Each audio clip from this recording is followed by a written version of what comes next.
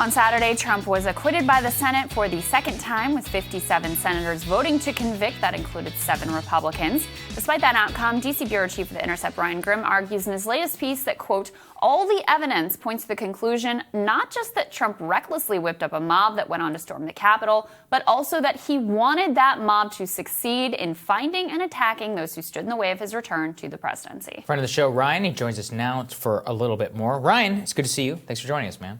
Yeah, good to see you guys. Ryan, you've got some inside reporting here on what the hell happened with the Democrats and the witness debacle. Can you just outline exactly what happened? Because I'm frankly still unclear. First, they wanted witnesses, voted for it, then rescinded it. Who, what, when, where, what happened here? So at the beginning of the trial, they told Senate leadership that they were not sure yet, whether they wanted to call witnesses or whether they were just going to present their case and then move to a final vote. The night before, kind of the final arguments, the House managers were up until past 3 a.m.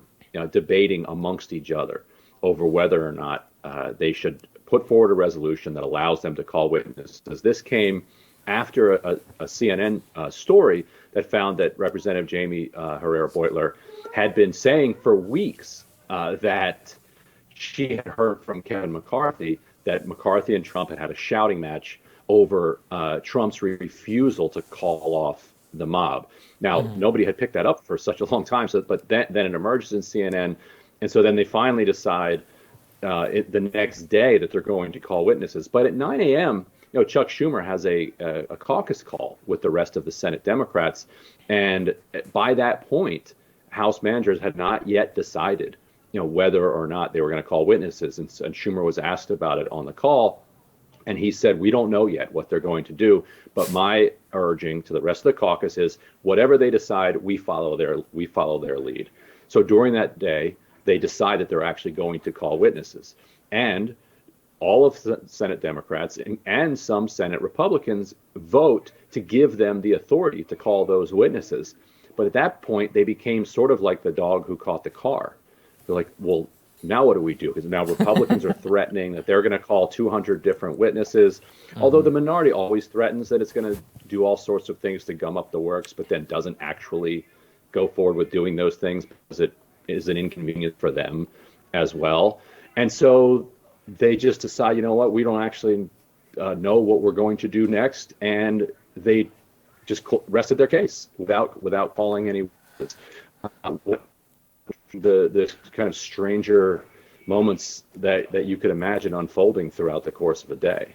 Yeah. It's really crazy. And what do you think is the significance of that? Like, what was the argument for or against calling witnesses? What do you think it signifies that they ultimately decided, like, we've got the right, but we're just going to be done here?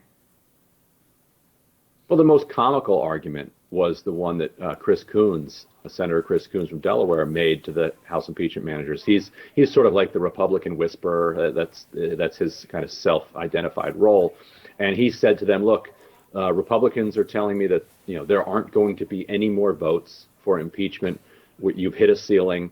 And if you tick people off, you might lose a few Republicans because they really want to wrap this up and get home for Valentine's Day. That was the most absurd version of the argument that was put forward.